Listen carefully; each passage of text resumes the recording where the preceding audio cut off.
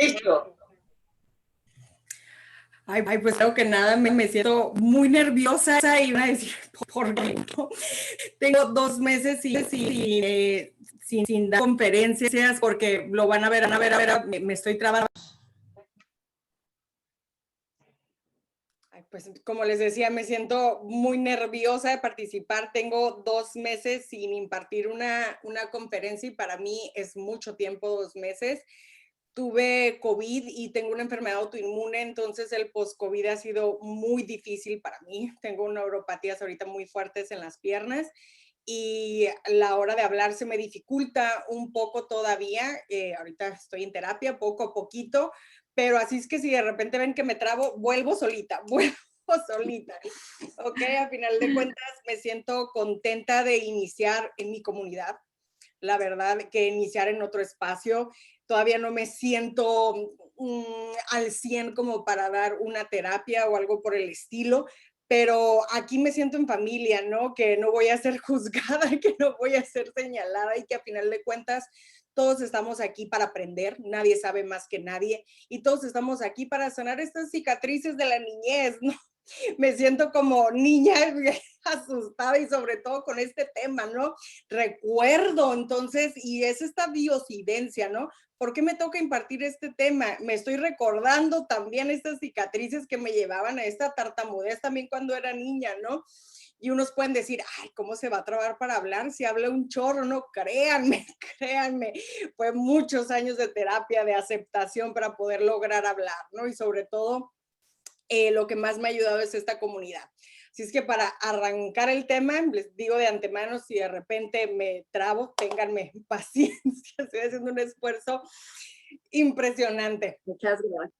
Pero bueno, vamos a iniciar con el tema. Este es un tema, la verdad que importantísimo. Quiero reconocer también que yo no soy muy fan de tratar temas de la niñez. ¿Por qué? Decía un psicólogo que me dio clases hace muchos años, decía, la mejor manera de poder trabajar en terapia a un niño es trabajando a los papás. Si tú trabajas bien a los papás, el niño poco a poco va a ir saliendo adelante. Entonces, el mejor psicólogo de papás es aquel que atiende bien a los padres, les da indicaciones de cómo hacer las cosas y sobre todo logra una comunicación asertiva entre los padres. Digámoslo en español, que se pongan de acuerdo, que uno no dé una indicación y que otro dé otra y que luego de que, ay, no le hagas caso a tu mamá. O sea, el que logre que se pongan de acuerdo es el que puede lograr un buen manejo en esta terapia de la niñez. Muchas veces también no soy muy partícipe de trabajos en la niñez porque yo veo un niño y me parte el alma, ¿no? Y aparte soy psicóloga y el hecho de que te digan, no, pues no puedes llorar, no te puedes quebrar, pues dile a mi corazón que no se quiebre, ¿no? Que no haga empatía con estos temas, pero también por algo muy importante. Muchas veces nos aferramos a estos acontecimientos de la niñez que nos estropeamos nuestro presente y por lo tanto hacemos conjeturas para nuestro futuro y no dejamos descansar esa parte de la niñez para poder hacernos responsables de nuestro día de hoy. Nos aferramos tanto y vamos culpando tanto a la niña y decimos que la trabajamos, ¿no? Es que estoy trabajando mi niña interior, pero no la dejo en paz y la adulta del día de hoy se está saboteando todo para fregarle una vez más a esa niña su existencia. Ya vivió demasiado, la tengo que dejar tranquila. A ver, la adulta del día de hoy que tome decisiones de vida responsables para que el día de mañana no esté culpando a esa niña y la deje tranquila. Pero para poder lograr eso necesitamos esta cicatrización. ¿Cómo podemos lograr esto? Y para eso también lo siento como una diosidencia, porque hay ciertas cosas que no se van a poder borrar jamás. Yo tengo una enfermedad autoinmune que se llama CUSI, mi cuerpo genera ulceraciones en la parte baja del colon y mi médico ha sido muy claro en esto, no van a desaparecer, Alexandra, ahí se van a quedar, no son operables, pero es un recordatorio para el día de hoy que puedo tener la posibilidad hoy de prevenir un cáncer de colon. Entonces, benditas cicatrices, que el día de hoy me recuerdan que tengo la oportunidad de poder prevenir.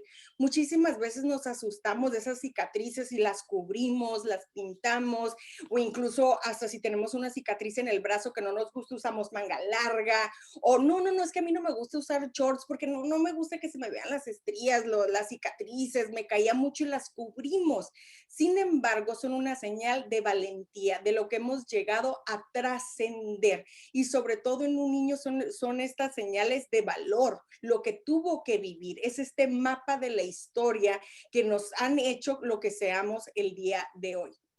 Pero hay muchas cicatrices y, por ejemplo, en la niñez, pues se trabajan muchas, ¿no? Y sobre todo vamos a iniciar por el principio, ¿no? La primera, que es una herida de rechazo y cuya máscara tiene esta cuestión de huir. Pero el rechazo, ¿de qué estamos hablando en este rechazo? Voy a dar una breve semblanza de las heridas para después irnos a cómo le hacemos para cicatrizar. No borrar, cicatrizar, que se queden con nosotros como recordatorio. Así como nos presentamos el día de hoy en nuestra comunidad y decimos, hola, mi nombre, soy un miembro más de la comunidad, estamos mostrando nuestra cicatriz con orgullo y con valentía. Por eso mismo no las vamos a borrar estas cicatrices, las vamos a enaltecer y nos vamos a sentir orgullosos de ello. ¿Por qué? Porque las vamos a ir trabajando. Entonces, la primera herida, que tiene que ver con este rechazo, muchísimas veces nosotros podemos llegar a pensar, no, es que mis papás me hacían a un lado, mis hermanos me hacían para allá, hazte, muévete, no estaban para mí. Y es entonces que utilizamos una máscara para huir, ¿no? Porque ¿sabes qué? Pues todos me van a hacer un lado, todos me van a hacer para allá. No, pues mejor yo decido el día de hoy irme, empaco mis maletas antes de que me rechacen. No, pues ¿para qué acepto andar de novia con alguien si a lo mejor me va a cortar? No, para eso pues mejor no me pongo de novia. No, pues ¿para qué me caso si saben cuál es la primer causa de divorcio? El matrimonio. Entonces, ¿para qué me caso? No. Mejor quito a la estadística y ¿para qué lo hago? Entonces ya empiezo a pronosticar un futuro que todavía no existe. Empiezo a determinar por esta justificación de que en mi vida, en mi pasado, de chica me hacían a un lado, me sentaban hasta enfrente, me ponían la cola del burro porque nunca pasaba las materias, nunca querían que escribiera en el pizarrón porque mi letra estaba muy mal. Entonces yo solita me empiezo a hacer un lado y empiezo a huir. Claro que en muchas ocasiones podemos, lo que quiero lograr el día de hoy es la comprensión de cómo se suscitaron estas heridas, ¿no? Porque en la enfermedad de la adicción podemos ver que existen daños y hay varios tipos de daños, y esto lo quisiera mencionar mucho en este tema. Existen daños circunstanciales, daños imaginarios y daños provocados en un hogar en adicción. Y estos daños se pueden provocar estas heridas en la niñez, pero vamos a ir identificando estos daños mientras vamos hablando de cada una de las heridas. Los daños circunstanciales, y estos son muchos cuando se vive en un hogar en adicción. Los daños circunstanciales pueden ser a través del consumo de una sustancia, llámesele alcohol, marihuana, cualquiera de los derivados opiáceos, cualquier sustancia, ¿no? Entonces, ¿qué es lo que ocurre? Un daño circunstancial: chocó el carro porque estaba bajo la ingesta, golpeó a alguien y al día siguiente ni siquiera se acuerda del daño, faltó al respeto a alguien, no fue por los niños a la escuela, se le olvidó dejar ciertas cosas. Entonces, ¿qué está ocasionando? Está ocasionando una herida en la niñez. Pero aquí podemos ver que ese daño no es un daño intencional que lo llevó a premeditarlo y así ejecutarlo, decir, me voy a fregar a mis hijos y no voy a pasar por ellos.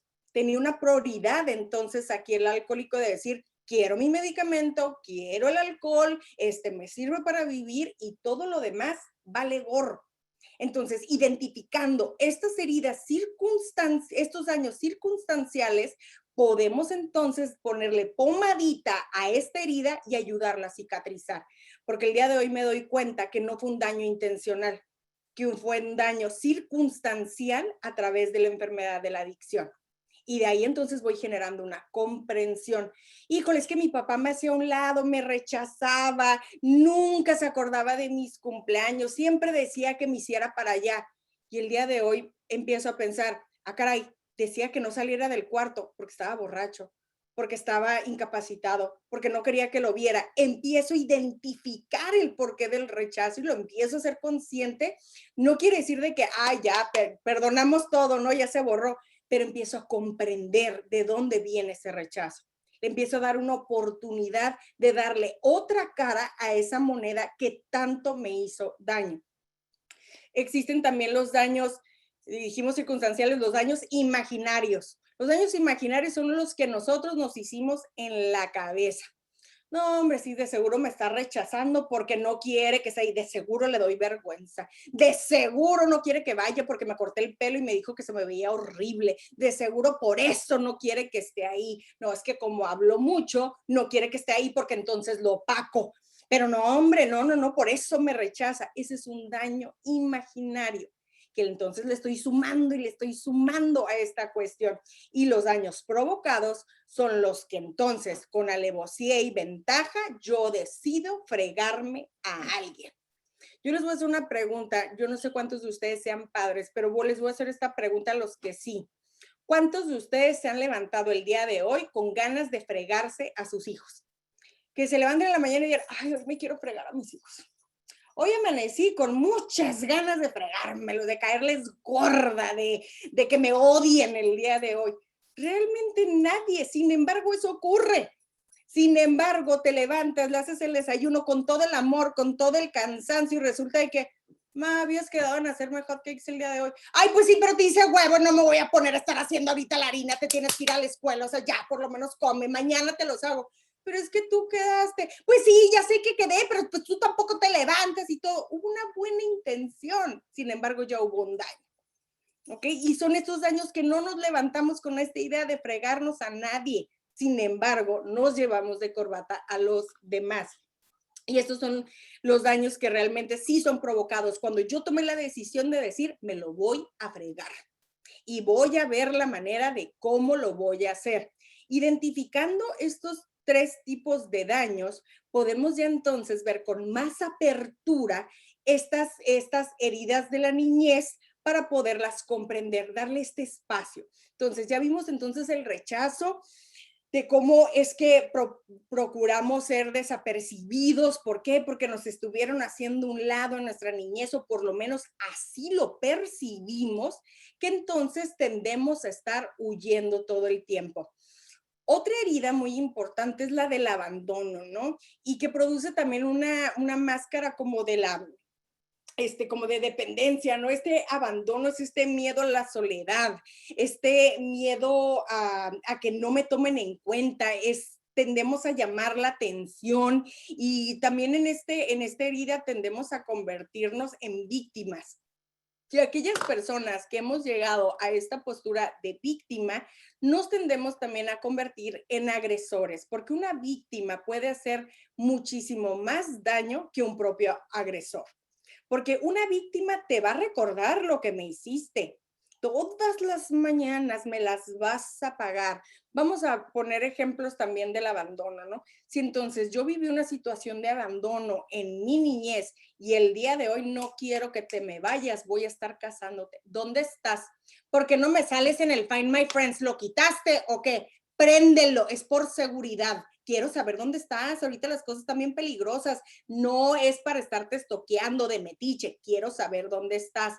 Pero la realidad es que queremos estar partícipe, porque ¿a dónde te me vas a ir? ¿Por qué te estacionaste en otra parte? ¿Que no ibas al grupo? El grupo no es ahí. Estoy viendo aquí en el mapa que te estacionaste en otra parte. No, a mí no me haces tonta. Aparte, haces 10 minutos ahí. No tiene caso. No fuiste al grupo. De seguro te fuiste a otra parte. Entonces, andamos provocando por esta justificación de habernos sentido abandonados y todavía lo restregamos y decimos, es que compréndeme, pues la burra no era arisca, la hicieron, tú también es tu culpa, ¿cómo has estado? Aparte yo he vivido esto y esto y esto en mi casa, mi papá era así, mi mamá se dejaba, así es que no, yo no voy a ser igual que mi mamá, yo no voy a vivir lo mismo que vivía en mi casa, por lo tanto, estas cosas se hacen así. ¿Qué es lo que estoy haciendo? Trayendo aspectos de mi niñez a un sistema que no le pertenece. y justificando mi manera de ser, justificando mi agresión, mis pleitos, mis gritos, mi manera desesperada de decir, ¿dónde estás? Y a mí me contestas. Esta cuestión de abandono que se convierte en una victimización, las víctimas somos súper, súper, súper agresoras, porque una víctima en un trono hace y deshace. Vamos a poner un ejemplo.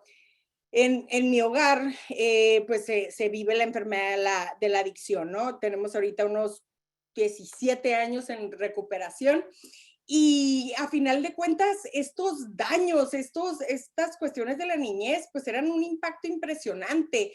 Yo sabía que había culpa por parte de mi familiar adicto. Yo sabía que tenía demasiada culpa conmigo y como yo era víctima, utilizaba mi victimismo a mi conveniencia.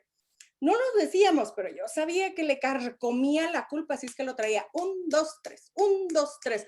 Oye, ay, es que sabes que estoy muy triste porque mi carro no sirve, te presto el mío. Ándale, sí te voy a traer en todo.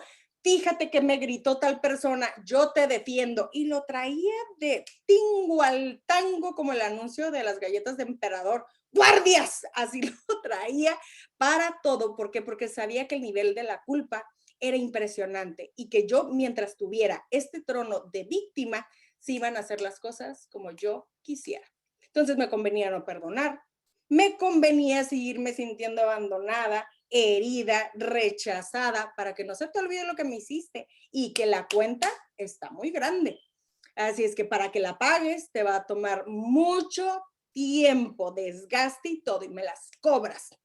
Y aparte también nos volvemos provocadores en este aspecto. Por eso esta herida del abandono que nos lleva a una victimización puede ser sumamente peligrosa. También puede desatar aspectos de nuestra propia codependencia como el control. El control es una manifestación de la codependencia. A mí me gusta decir que yo tengo maestría en control, la verdad, postdoctorado en control, porque 1, 2, 3, hasta podemos controlar con la mirada, podemos decir tantas cosas con nuestra mirada, con nuestros gestos y 1, 2, el cojín no va así, la cama no se tiende de esta manera, que la pongas así. ¿Por qué? Porque yo digo y porque soy tu mamá, porque a mí me respetas y en la casa se hacen las cosas así. Cuando yo era chica, en mi casa, su casa, la colcha de mi cama, lo recuerdo bastante bien, tenía flores. Y recuerdo que una vez en específico, bueno, muchas veces, mi mamá se enojaba que porque él tendía mal la cama. Yo decía, es que ¿por qué?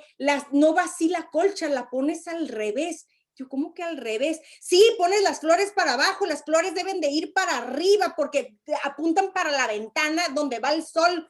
Yo decía, pues ni siquiera las flores están vivas, están tejidas en la colcha. ¿Qué tiene que ver que estén al revés?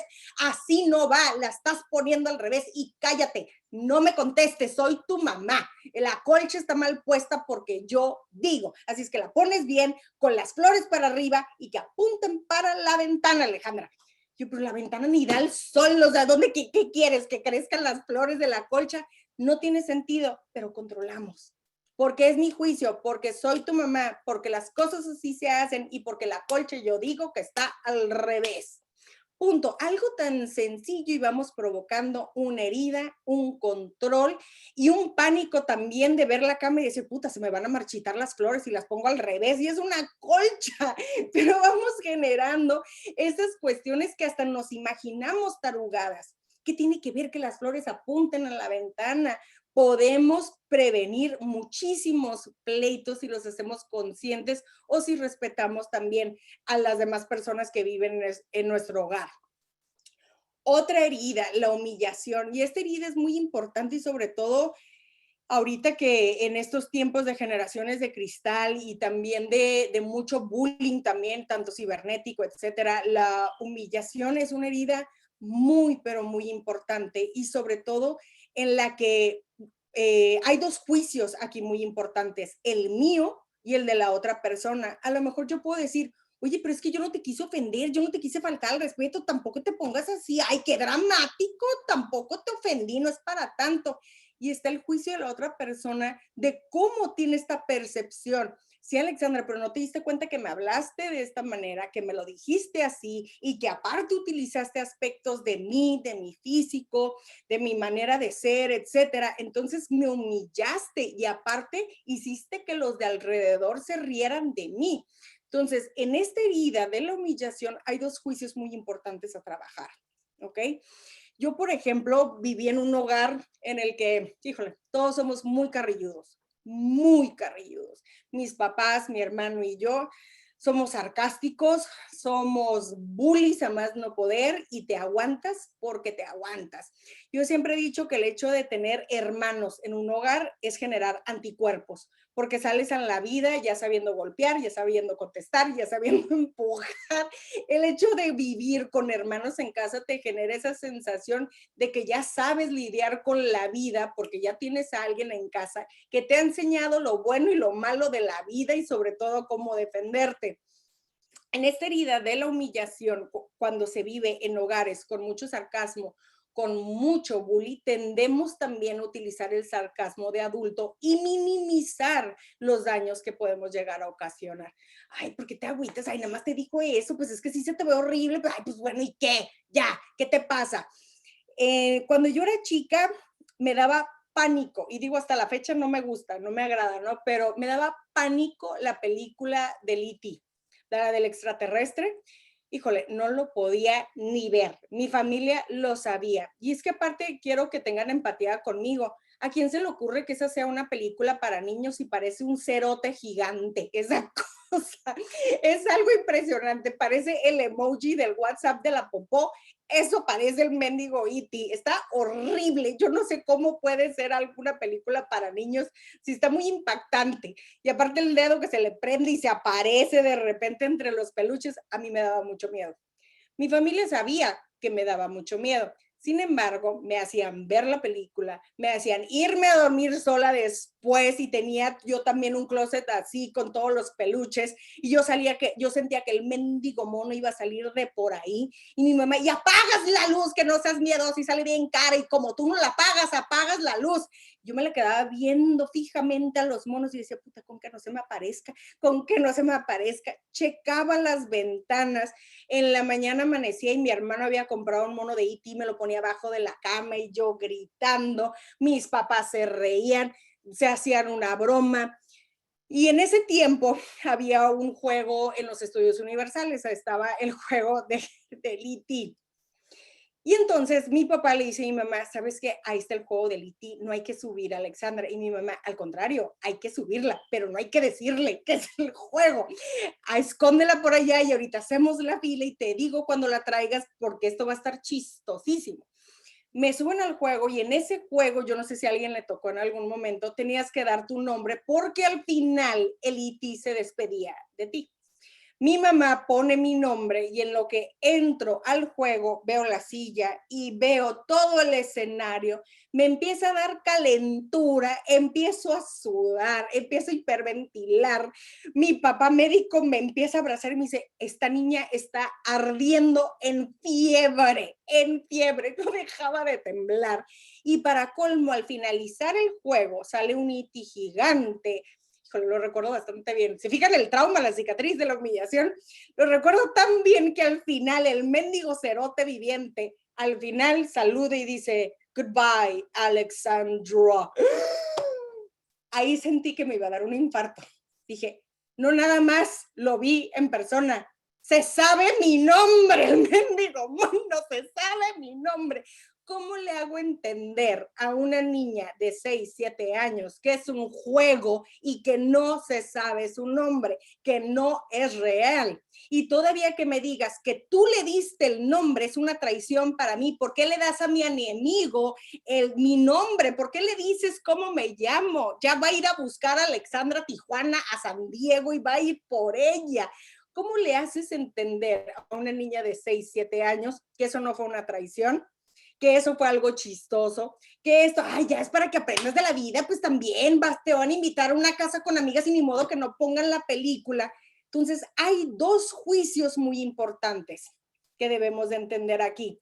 Podemos casar y satanizar y sobre todo incriminar a los mendigos padres de familia, o podemos también ver las historias que ellos también vivieron. Hogares en los que no se les enseñaba recursos, en donde no había posibilidad de terapia, en donde tampoco había oportunidad de expresar lo que sentían. Mis papás vivieron en hogares en los que ellos tenían que aprender cómo se llamaban sus sentimientos, tenían que solicitar una cita para hablar con sus papás, no había tiempo para hablar con ellos, entonces también son generaciones que están aprendiendo a ser padres. El día de hoy puedo comprender que el objetivo, muy erróneo como sea, el objetivo era que me quitara el miedo, que no funcionó, no funcionó, quedé más traumada más años, ¿no? Pero que el objetivo era que Alexandra pudiera trascender el mendigo mono y que viera que no le hacía daño. Entonces, para esto es muy importante la comprensión. Yo me puedo casar con la idea de que mendigos me bulliaban, desgraciados. El día de hoy me puedo reír de la escena y decir, no manches, ¿cómo creí que se llamaba mi nombre?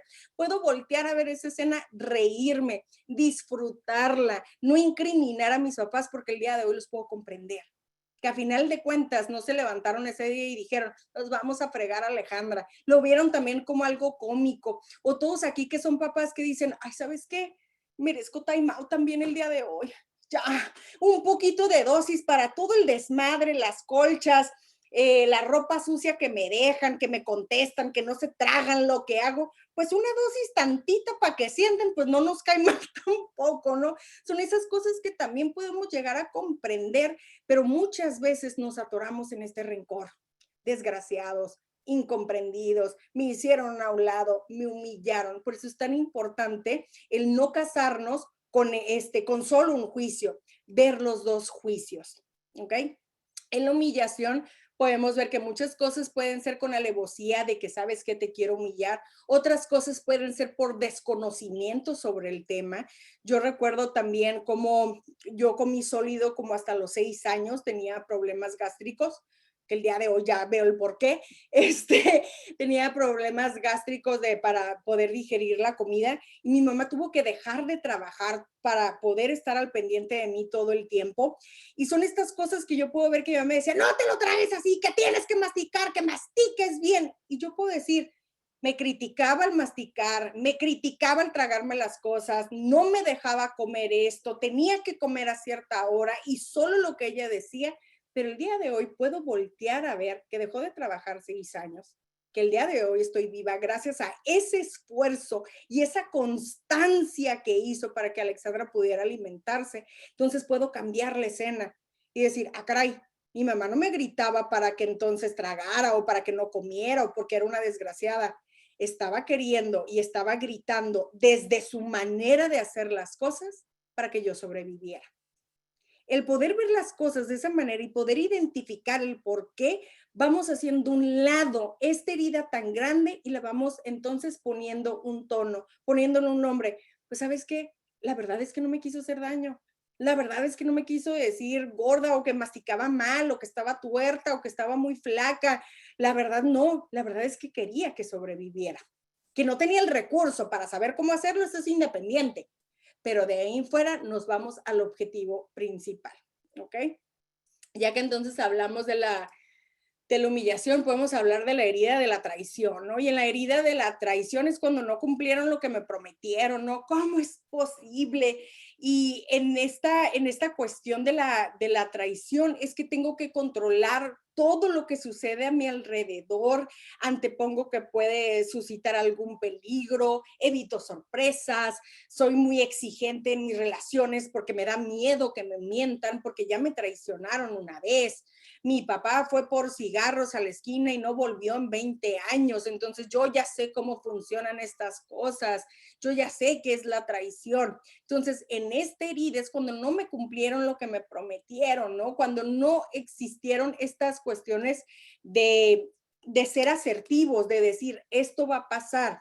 Pero yo les pregunto, ¿cuántas veces no les han prometido ustedes cosas a sus hijos o cosas que van a pasar y sin embargo vienen eventualidades como la pandemia, cuestiones económicas, que realmente no se puede llevar a cabo esas promesas que de corazón hicieron?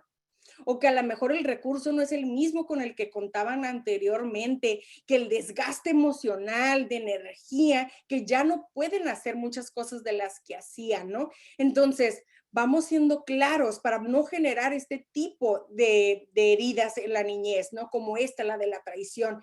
Es que tú me lo dijiste, es que tú me lo prometiste, dijiste que ibas a estar aquí. Hay algo que me llama mucho la atención de las enfermedades mentales. El problema principal de tener una enfermedad mental es tener que actuar como si no la tuvieras todo el tiempo. Esa es la gran problemática de tener una enfermedad mental, tener que cubrirla como para que nadie se dé cuenta de que tienes una enfermedad, porque si no, todos se agüitan, todos se ponen tristes y a final de cuentas, cuando hablamos de esta herida, de la traición y que no me cumplieron lo que me prometieron, empiezo a generar estas barreras, empiezo a generar estas cuestiones de que quiero que las cosas se hagan como yo quiero y empiezo a generar estas patologías también en las que tienen que ver con autoritarismo, con egocentrismo, con soberbia. Es que yo sé cómo hacer las cosas, es que yo sé cómo se hace esto en específico. A mí no me la van a hacer dos veces, aquí se hacen las cosas como yo quiero. Empezamos a generar esta estructura en la que queremos que todo se haga a nuestra voluntad. Y el día de mañana nos vamos quedando solas por esa idea o solos por esa idea de que como las demás personas no cumplen, entonces que se vayan a la fregada. Y nadie quiere estar conmigo. ¿Por qué? Por esta expectativa que yo tengo que las cosas se tienen que hacer como yo digo. Y en esto estamos cazando y cazando y cazando a las personas por esta constante vigilia de querer hacer nuestra voluntad. El día de hoy podemos ver que hay muchas cosas que pasan alrededor. Hay muchas cosas que pasan, por ejemplo, pasó la pandemia y nadie nos la esperábamos. Muchas promesas se dejaron de cumplir, muchos deseos dejaron de poderse realizar. Entonces, no se cumplió lo que se prometió, pero vamos dando a entender el por qué no se pudo cumplir. Vamos viendo el panorama. Yo puedo decir, no, hombre, es que de chiquita yo quería tanto que mi mamá fuera a todos los festivales míos del Día de las Madres y puedo recordar solo uno que mi mamá fue. Y a lo mejor yo podría llorar con ustedes y decirles, ¿cómo es posible que mi mamá solo fue a uno de mis festivales del Día de las Madres? ¿Cómo es posible que en primaria, 6 años, no haya ido a más, no haya estado ahí? Me puedo atorar, me lo prometió y no me cumplió. El día de hoy puedo ver el antecedente que mi papá y mamá tenían que estudiar y trabajar para que yo pudiera estar en esa escuela, para que yo pudiera tener una oportunidad de un futuro distinto al que ellos tuvieron. Yo entonces tengo que comprender que mi mamá se desvivía por ir entonces con mi hermano, ir conmigo, ir a trabajar, que no la corran, estudiar ya grande. Y entonces todas estas cosas que digo, a lo mejor de chica no lo comprendí, me lo prometió y no cumplió que iba a estar aquí, pero puedo comprender el día de hoy la razón. Y entonces decirle, a ver, niña, no la hagas de pedo, también tranquila, el día de hoy yo veo que estudio y trabajo, ¿sabes qué? ¿Cómo mergas le hacía a mi mamá? Y aparte, pararse ahí hora y media, ni que hubiera cantado tan bonito, ¿sabes qué? A estas alturas, ni yo tampoco hubiera ido, la verdad. ¿Y para qué? Para darle un mendigo cuadro de puros coditos de pasta mal hecho que lo va a tirar y que tenga que ahora le dar las gracias cuando puede trabajar y si no la van a correr, hombre, que se vaya. Hasta el día de hoy la comprendo. Qué bueno que no fuiste, estaban de la patada los mendigos festivales y todavía tenerte que chutar de 5 salones en los que no estoy, tener que poner la cara y estar viendo el reloj que me tengo que ir a trabajar, el día de hoy lo comprendo. Comprendo que no pudiste llevar a cabo tu promesa, pero comprendo el día de hoy que esa promesa tenía mucho esfuerzo por delante y mucha ignorancia de mi parte propia de mi niñez. Entonces, vámonos dando una idea de cómo suceden estas cosas. Uno de el recuerdo que tengo de mi niñez, del único festival que fue mi mamá, estuvo muy interesante, porque pasaron muchísimos factores en ese convivio. Como les mencionaba, mi mamá estudiaba y trabajaba. Desde chica tuve muchos problemas gástricos y en ese tiempo eruptaba muchísimo, mucho. Yo los contaba, soy una persona que mis principales defectos de carácter es la racionalización. Entonces, imagínense una niña racional y me dice el doctor, tienes que tener consciente si estás eruptando mucho, Bastó que dijera eso para decir, los voy a contar. Entonces los contaba todos los días, eruptaba, iba contando y le decía a mi papá, ¿sabes qué? Hoy erupté 525 veces, erupté 2 veces más que ayer y los iba contando y los iba poniendo en una libretita súper obsesiva. Toca el Día de las Madres y yo estaba en tratamiento. Mi mamá me dice, por favor, no hables hasta que vaya a ser ya, que le toque tu salón y vayan a cantar, para que no estés respirando tanto y por la boca y no vaya a ser que vayas a eruptar, porque aparte, como era de las chaparritas, el micrófono lo iba a tener enfrente. Entonces mi mamá previniendo, no hables, no comentes mucho, no respires por la boca, no vaya a ser que vayas a eruptar. Entonces me puso un tape de camino de la casa a la escuela. No hables, no hables, por favor, no hables. Llego con tape a la escuela, me lo quita y entonces mi mamá esperando a que venga la canción. Empieza la canción de Denise de Calaf y todas las mamás llora y llora, a ti que me dice tu vida y en eso yo hasta enfrente con el micrófono hasta enfrente. Tu vida, tu amor, tu espacio. Era una eructadera. Todas las mamás atacadas de la risa. Mi mamá sudaba y hiperventilaba, se veía que estaba. Entonces yo empezaba a llorar siguiendo cantando Denise de Calaf y eructando cada vez más porque con el llanto pues tragaba más aire. Que entonces una señora al lado de mi mamá dice, ay, qué chamaca tan puerca, ¿cómo puede ser que esté erupte y todavía la maestra que la ponga ahí enfrente? Mi mamá se levanta y le dice, pues, ¿sabe qué? Esa chamaca puerca es mi hija y ahorita es la única gracia que tienes. Es que bravo, mamacita, muy bien, bravo, mamacita. Entonces, de algo que me estaba doliendo y que yo sentía que la estaba defraudando, la primera vez que me acuerdo que mi mamá viene a un festival y yo haciendo este mendigo show, eruptando, mi mamá se levanta delante de todos y me dice, por ahorita es la única gracia que tienes, y tú síguele eruptando ahí, bravo, bravo. Podemos comprender también muchas cosas de las que pasaban, que la balanza no está tan puesta sobre un lado, que hay mucho que rescatar. Que a lo mejor en ese momento yo sentí, es que empezaste a decir que era la única gracia, ahora por tu culpa me dicen ranita Budweiser, porque en ese tiempo había un anuncio de la cerveza Budweiser, que eran unas ranitas que eruptaban. Entonces, a partir de eso empezaron los apodos, empezaron entonces, porque era la gracia que tenía. Y la mamá ya dijo que esa era la gracia que tenía Alexandra, ¿no? Entonces, el día de hoy puedo ver que fue algo que se le salió, algo nato, no la voy a incriminar por eso, sin embargo se levantó delante de todos, cayó a la mamá de al lado y dijo, es mi hija. Entonces, ¿qué es esto? Nos podemos incriminar, tachar, juzgar lo que pasó, pero también es importante ver los zapatos de la otra persona, lo que estaba viviendo y también lo que podemos rescatar de esa situación.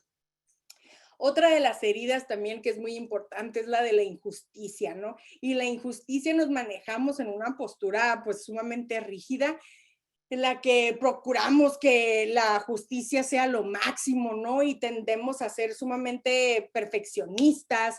Cuando vivimos una situación de injusticia en casa, intentamos ser la Madre Teresa de Calcuta en nuestra adultez, queremos ser Gandhi, queremos ser Sor Juana Inés de la Cruz, que todo sea parejo, porque a mí me daban la mitad de la comida y a mis hermanos le daban otra, así es que yo voy a ser pareja en mi hogar, ¿no? Entonces nos vamos con esta cuestión de que somos Sor Juana Inés de la Cruz, que somos buenas personas, que vamos a partir de una justicia, cuando son cosas que a final de cuentas pasaban en un hogar que a lo mejor no eran con el objetivo de dañar. Claro que pudieron haber muchos acontecimientos de injusticia en casa, como a lo mejor ciertos privilegios para uno y también mucha austeridad para otro. Van a gloriar mucho a uno de los hijos y al otro hacerlo a un lado, dar más permisos a uno que a otro. Yo puedo ver estas cuestiones de injusticia en casa por la parte de género, el hecho de que yo no comprendía cómo a mi hermano le daban más permiso que a mi hermano le dejaban hacer más cosas de las que me dejaban a mí, porque mi hermano sí podía salir hasta tarde y yo no, porque a mi hermano le prestaban el carro y a mí no, porque entonces él podía hacer unas cosas y yo no, entonces por ser mujer es una maldición, oye, qué poca, entonces por ser mujer tengo que pagar una condena. El día de hoy puedo ver la protección que se veía ahí, ¿no? Puedo partir de esta injusticia de que, ay, pues sí, muy hombre, pero está muy sonso. Yo por lo menos mujer, pero inteligente, pues ahí por lo menos mantenemos un equilibrio, ¿no? Pero aparte se droga y todo, pues no, creo que soy más funcional yo, ¿no? Entonces, ¿qué es esto? Partimos de esta injusticia para querer entonces en nuestra adultez dar todo a manos llenas y poder entonces saciar esas partes de injusticia que vivimos. Pero en esa necesidad de querer parchar y de querer hacer todo bien, nos vamos conflictuando. Porque a final de cuentas no vamos a poder quedar bien con absolutamente nadie. Y no podemos justificarnos de que por si yo no viví esto y a mí no me dieron el otro, por lo tanto el día de hoy me voy a fregar estudiando, trabajando para no cometer esta injusticia con mis hijos. Y que si ellos me piden esto, yo darles el doble. Vamos a ver un ejemplo de injusticia. Mis papás recordamos un evento hace poco, muy interesante. Pues es muy común el hecho de creer en Santa Claus y todas estas cuestiones de Navidad que representan también una problemática también para los papás en cuanto a la cuestión económica. Yo recuerdo que mis papás siempre nos decían que escribiéramos una carta a Santa Claus y que pusiéramos la lista de los regalos que quisiéramos, ¿no? Mi hermano pone en su carta a Santa Claus que quiere una moto de 4 llantas. Pues Santa Claus se asustó, pues dijo, la madre, pues ahorita la situación no está para comprar una moto de 4 llantas.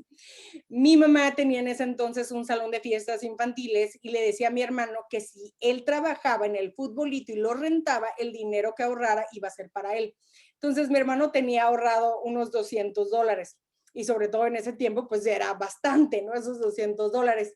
Y entonces Santa Claus le escribe a mi hermano, aparece una mañana una carta de Santa Claus a mi hermano emocionadísimo llega a mi cuarto y me dice, ¿qué crees? Me escribió Santa Claus. Yo, ¿qué te dijo? Yo no sé leer, ¿qué te dijo?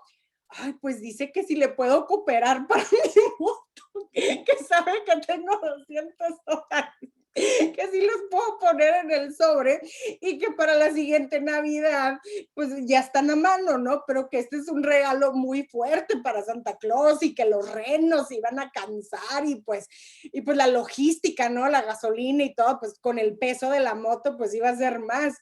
Y mi hermano muy truche dice, no, pues es que tiene razón Santa Claus.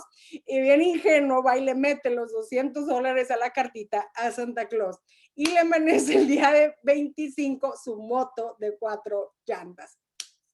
Yo recuerdo la ilusión que tenía mi hermano de recibirla, recuerdo la ilusión de mis papás. Yo aprendí a usar moto, a manejar una moto desde los 5 años.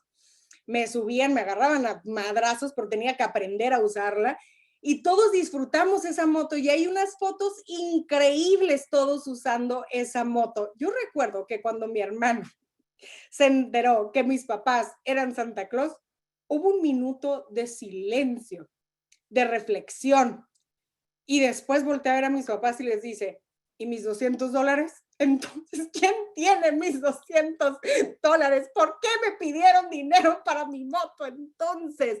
Y el día de hoy recuerdo esa escena con tanta alegría, pero sobre todo con tanta calidad humana. Lo que tuvieron que hacer estos padres que querían proveerle este regalo, pero que también sabían que no contaban con las posibilidades para poderlo dar, que querían dar esa ilusión, pero también sabían que no podían cumplir ese deseo, que no podían gastar esa cantidad económica en ese momento, que no había, o era la cena, o era el regalo de Alexandra también. ¿Cómo le vamos a hacer? No vamos a completar para la renta.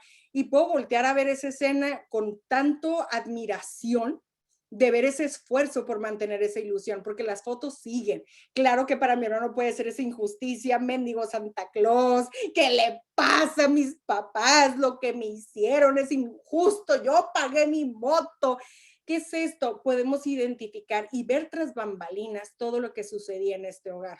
Entonces ya no es un acto de injusticia, es un acto también de poder valorar y decir, este tipo de cosas cuestan y vas a tener que trabajar en la vida para lograrlas, que no nada más por un privilegio de decir es Navidad y merezco un regalo, es yo también que tengo que aportar. Y es cuando podemos ver que muchos de nosotros tuvimos la oportunidad de nacer en hogares privilegiados donde a lo mejor no hubo mucho, pero lo que hubo fue con mucho esfuerzo.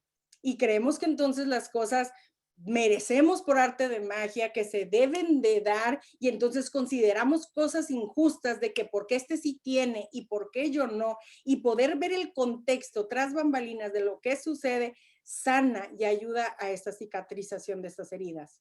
Yo puedo ver que la situación en Tijuana, cuando a mi hermano lo dejaban salir y a mí no, era demasiado fuerte. Era cuando toda esta situación en la que Calderón, había tanta guerra de narcotráfico y que había de estos de queda en Tijuana y nadie podía salir. Puedo entender la situación de mis papás por las cuales no me dejaban salir. Puedo entender por qué no querían que fuera sola, porque querían que fuera con ellos, por qué entonces a mi hermano lo dejaban ciertas cosas. Comprendo la injusticia, que el día de hoy ya no es injusticia, porque ya hay una conciencia de lo que sucedía en ese momento. Para poder entonces, de acuerdo a estos aspectos que manejamos, a estas heridas de la niñez, lo que podemos hacer para trabajarlas es entender, es la comprensión. Hay una frase que me gusta mucho que dice, entiende que no entiende. ¿Cuántos de aquí a veces nos saturamos y nos enojamos y nos desesperamos queriendo que los otros entiendan? Oye, es que entiende. Oye, es que porque no entiendes a la madre, porque no te entra en la cabeza lo que te estoy diciendo. Podemos salvar muchas vidas entendiendo que las personas no entienden. Salvamos nuestra vida con esta comprensión. Ya no me voy a saturar explicándote. Hasta aquí me quedé. Otra manera de poder lograr esta cicatrización es por medio de la comprensión de los recursos, la comprensión de la situación, la comprensión de las posibilidades que ellos tenían, la comprensión de las posibilidades que ahora yo tengo a base de ese esfuerzo. Le regalé a toda mi familia hace 2 años la prueba esta de ADN de Ancestry y nadie se la ha hecho más que yo. Y estoy a cada rato recolectando recursos. Me acabo de enterar que mi abuelo, en los datos de la historia sale el nombre de él, como uno de los miembros que venían en el barco Sinaya de España a México, que era parte de la orquesta de Banda Madrid, que tocaba el corno francés y que vino a dar la inauguración a Veracruz, que fue donde se estableció y formó la familia con mi abuela. Ver todos estos datos, y yo nada más escuchaba que decían, ay, es que creemos que el bisabuelo era alcohólico y que, híjole, de repente era músico, pero que de repente tomaba mucho. Al ver todos estos datos, veo una persona, un soldado, que tuvo que huir de su país, que tuvo que establecerse en otro lugar, que utilizó la música como instrumento para fugarse de un campo de batalla, que vino a México a talonearle, a buscar una oportunidad, a pertenecer en este grupo también que continuaron de Banda Madrid. El día de hoy puedo ver una razón de ese alcoholismo, puedo ver una razón de ese resentimiento que decían, es que tenía un carácter de la fregada, de repente era impulsivo. El día de hoy puedo comprender esa impulsividad y puedo sentir un honor de todo lo que trajo con él, todo ese miedo, esa incertidumbre de dejar absolutamente todo para una oportunidad de vida, de sobrevivir. Y entonces puedo reconocer también de ahí que lo que vivió mi abuela, a consecuencia de esto, tiene su porqué. Lo que vivió mi mamá, que aprendió de su mamá, tiene una razón por qué. Pero el día de hoy, al comprender la historia de cada uno de ellos, yo ya no tengo un pretexto para seguir de esta manera. Tengo la oportunidad de hacer algo diferente, porque ellos no la tuvieron. Entonces, el día de hoy, ¿cuál es mi pretexto? Yo ya sé que tengo una enfermedad que se llama codependencia, que tiendo a hacer más por los demás, que entonces me desvivo y que me friego a las personas, que tengo una enfermedad autoinmune, ya lo comprendo. ¿Ahora qué? Ahora, ¿con qué se come esto? ¿Qué puedo hacer para prevenir entonces un disgusto, faltarle al respeto a mi familia, amarlos demasiado que me lleve a asfixiarlos? ¿Qué puedo hacer para prevenir que estas úlceras de mi enfermedad avancen? Entonces, la comprensión es de vital importancia. Otro punto muy importante para esta cicatrización es la aceptación. La aceptación de decir, pues estos fueron mis papás, punto, ¿los puedo cambiar? No. ¿Puedo cambiar a mi mamá? No. ¿Puedo cambiar a mi papá? Tampoco. A mi hermano, mis abuelos, no los puedo cambiar. los acepto tal y como son, pero eso no quiere decir que me voy a poner de tapete a que me humillen, a que me falten al respeto, etcétera. El programa es muy claro y lo dice, con, sin y a pesar de, con mi familia, sin mi familia o a pesar de mi familia. Entonces, en esta aceptación acepto que yo no voy a poder cambiar a mi mamá, pero voy a hacer todo lo posible por aceptarla como es y tener los recursos suficientes en cuanto a límites y autoestima para retirarme cuando ella vaya a agredir. Entonces yo ya estoy haciendo consciente, la estoy reconociendo, la estoy aceptando, pero yo estoy haciendo mi chamba, porque el día de hoy esto me corresponde a mí y nada más a mí. Ya no la puedo culpar por lo que pasó. El día de hoy estoy en mis 30 y tantos años, que ya estoy bastante peludita para hacerme cargo de mí, que si algo me dolió, lo soluciono yo, que si algo entonces por culpa de ella, cómo me educó el día de hoy, no presto atención, pues lo resuelvo yo.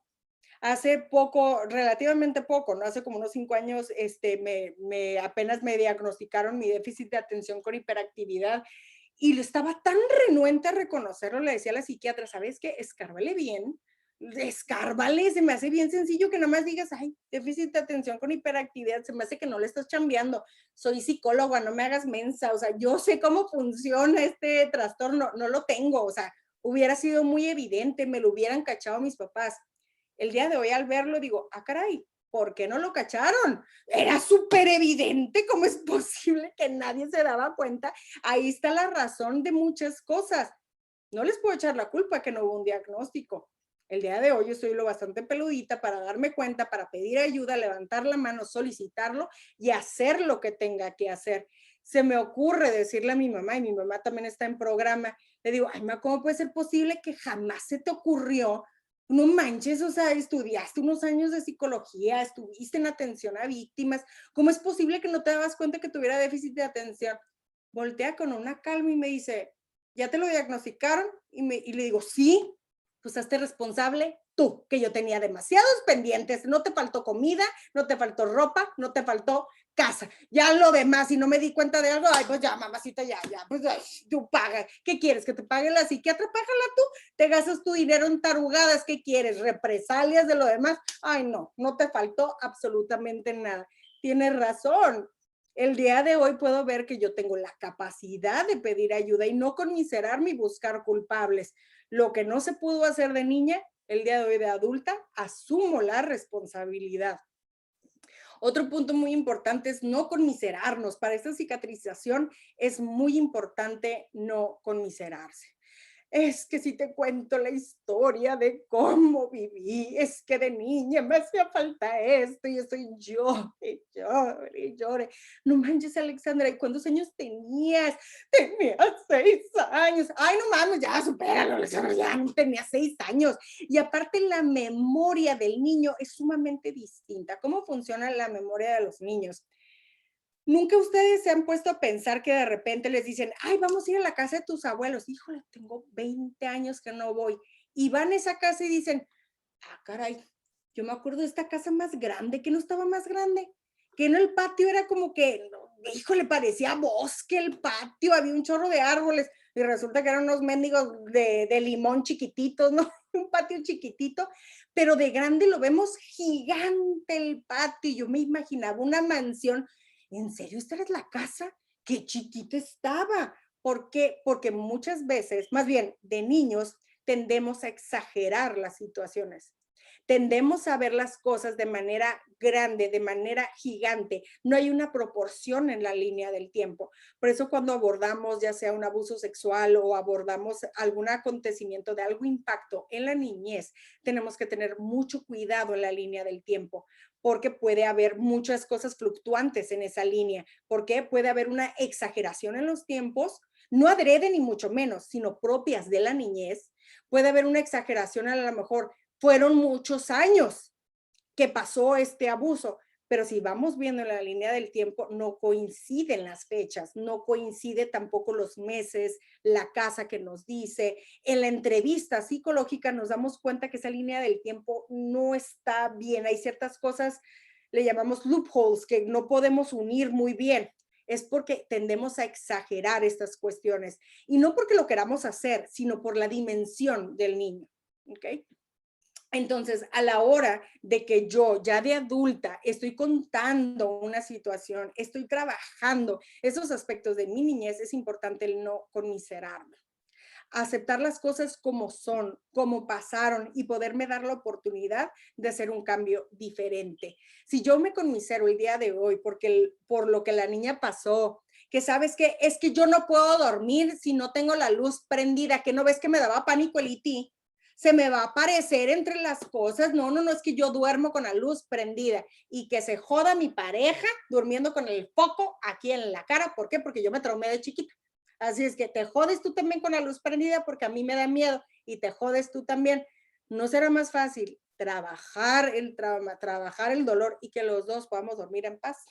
No que el otro al día siguiente, desvelado, con el foco acá, empieza a mentar la madre, es que no pude dormir, pues ¿qué te pasa? No pude ir a trabajar por esto. Es que mi esposo me grita un chorro, me grita un chorro, me echa la culpa y que no duerme, siempre está malhumorado. Pues sí, pues porque no quieres trabajar el mendigo trauma del mendigo IT que ni existe, que no quieres dormir con la luz apagada, entonces el otro tiene que dormir con el flechazo, obviamente va a estar de malas, entonces vamos esparciendo ese dolor a todos los demás y me conmisero. Pues es que nadie me entiende, si estuvo bien feo y todos se burlaban, hasta mi propio papá me tuvo que sacar del juego porque tenía fiebre. Nos conmiseramos de esa situación y muchas veces hasta podríamos llorar colectivamente, no sé, alguien de aquí también tiene algo que no trabajó, hasta llora conmigo, no sabes que Alexandra, a mí también me lo hicieron, ¿verdad que se siente bien gacho? Sí, se siente bien gacho.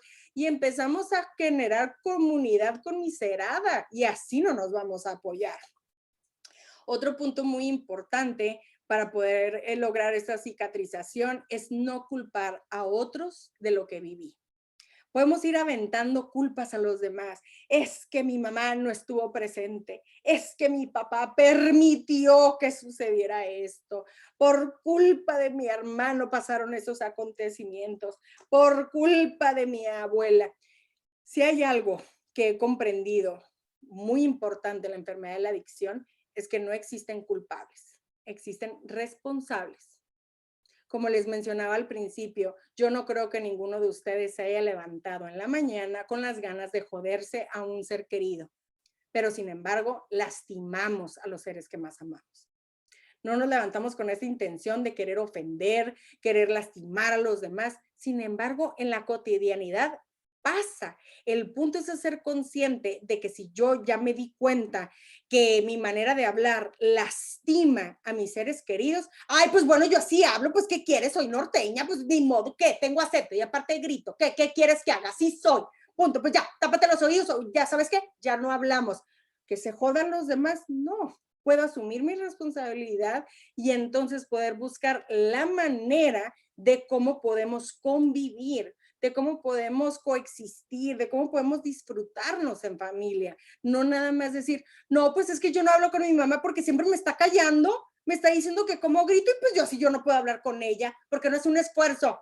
Ay, como si ella también no gritara, no, pues yo así hablo, no, pues si no hablamos y tenemos 6 años sin hablar es por su culpa, porque no me quiere escuchar, pero yo así hablo. Entonces, ¿qué es lo que hacemos? Culpamos a los demás y nos deslindamos de la responsabilidad de tomar las riendas de nuestra vida. Claro que cuesta trabajo y claro que es más sencillo poder decir, pues estoy jodida por culpa del alcohólico, estoy jodida por culpa de mi papá que nunca se dio cuenta, estoy por culpa de mi mamá que permitió tantas cosas, pues claro que yo iba a estar jodida. Pues claro que por su culpa el día de hoy yo tengo úlceras, por su culpa yo tengo una enfermedad autoinmune.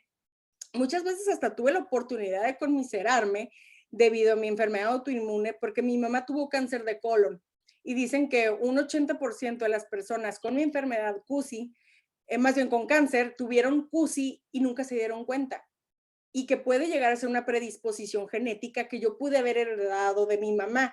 Es como si yo me ofendiera y dijera, ¿por qué me heredaste esta enfermedad, ma? ¿Por qué me la heredaste si tú tuviste cáncer de colon? ¿Por qué me mandaste este gen?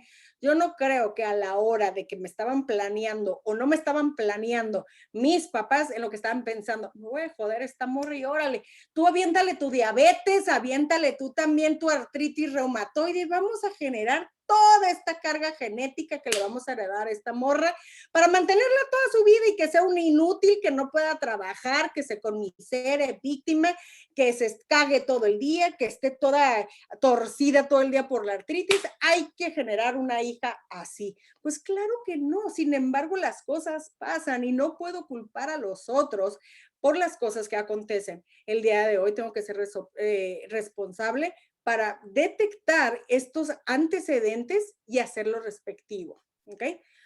Otro punto muy importante para lograr esta cicatrización es hacer lo necesario. No es hacer hasta lo imposible, es hacer lo necesario. ¿Y qué es lo necesario? Mantener mi grupo. Eso es algo muy importante porque muchos pueden decir, no, es que la terapia sale bien cara, el ir con un psicólogo sale carísimo, un psiquiatra. ¿Qué justificación hay para entonces el grupo?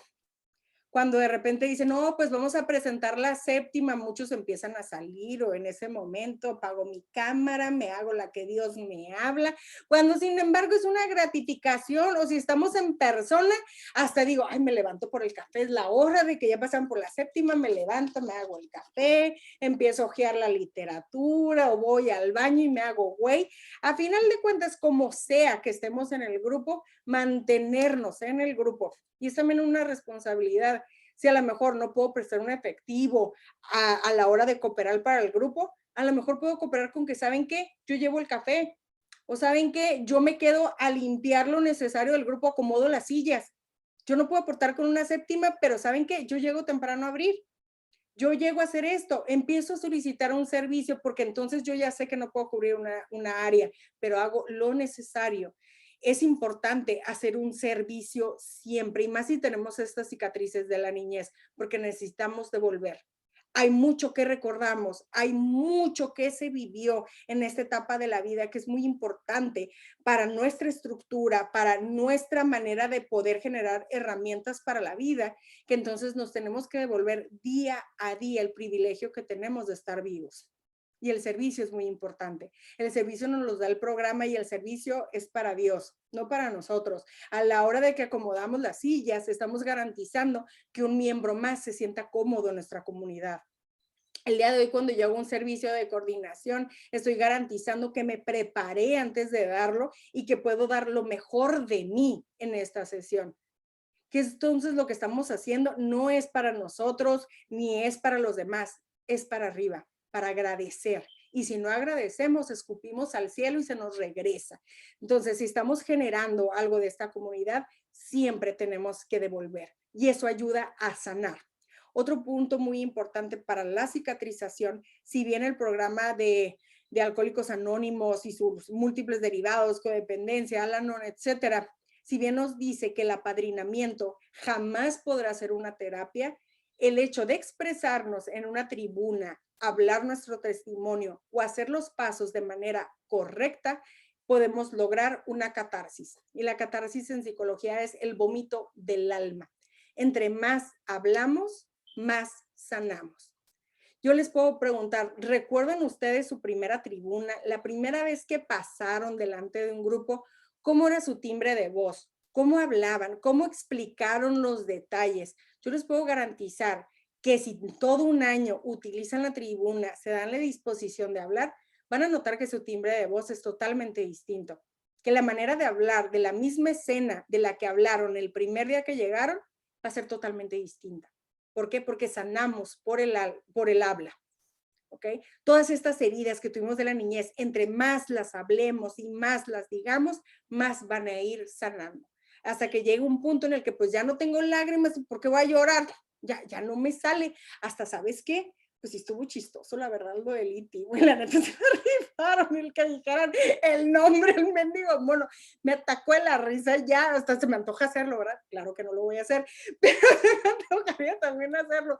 Y me doy cuenta que yo también tiendo a ser muy criticona o bully con mis sobrinos y digo, mira, Alexandra, luego los van a traumar. Digo, pues le pago la psicóloga, le pago el grupo, o sea, ya, pero yo voy a ser yo, ¿no? Pero ¿qué es esto? Tener esta disposición, hablar y hablar.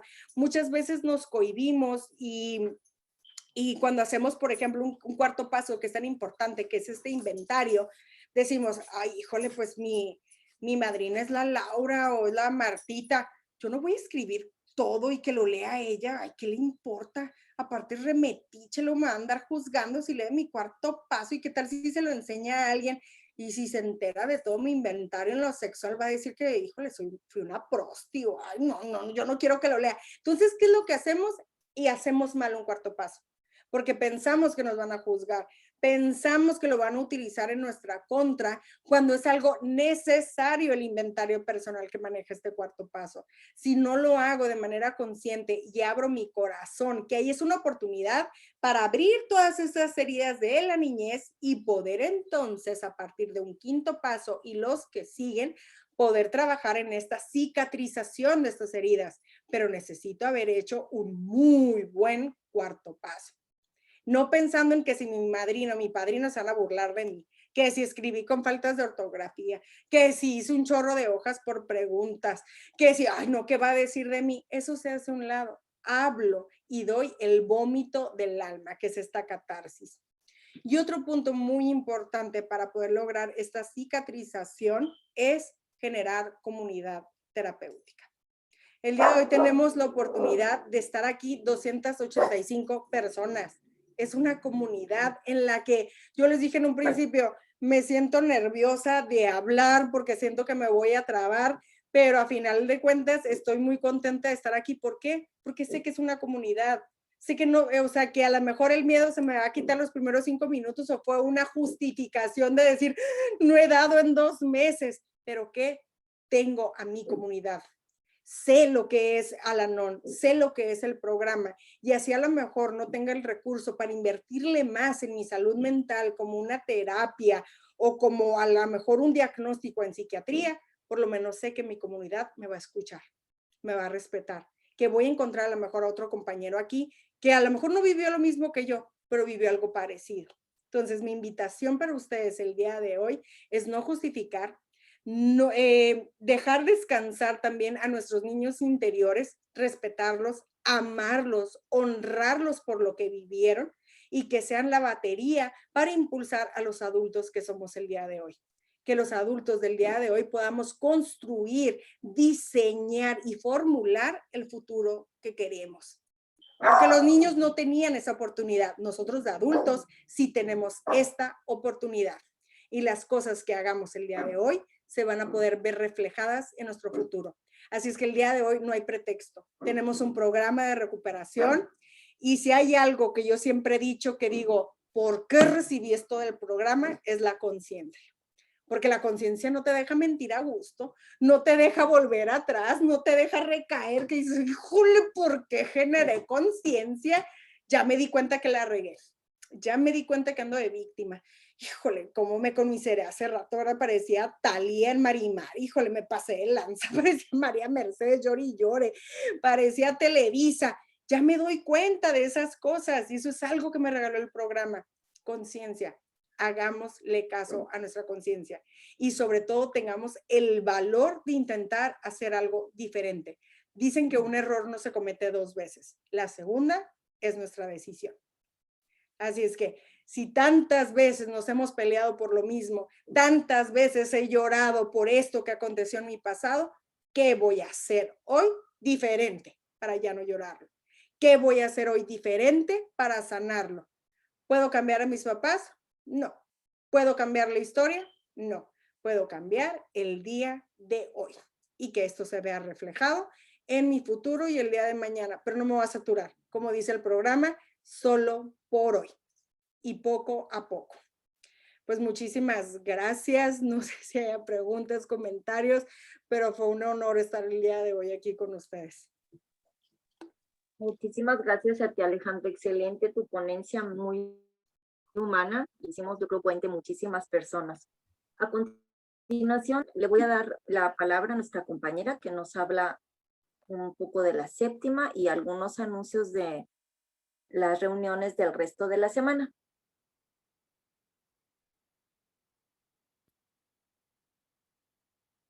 Bueno, yo les voy a leer la séptima, ya que estoy aquí. Dice, cada grupo ha de ser económicamente autosuficiente y por lo tanto debe rehusar contribuciones externas. Hacemos esto a través de nuestras donaciones voluntarias para cubrir los gastos del grupo y apoyar a nuestras ramas de servicio y para nuestros próximos aniversarios híbridos del 2023 y del 2024, donde contaremos con la presencia del doctor Escamilla y de nuestro amado Salvador B. Contribuimos en gratitud por lo que hemos recibido de Al-Anon y por lo mismo sugerimos realizar nuestras contribuciones y donaciones a través de las cuentas que aparecen en pantalla. Están Veno, a través de Cele, del Oxxo y Yape. Agradecemos infinitamente sus contribuciones. Gracias por volverlas a proyectar. No alcanzo a ver todo porque tengo, como soy conflicto. Ya, ahora sí. Para el primero en Veno está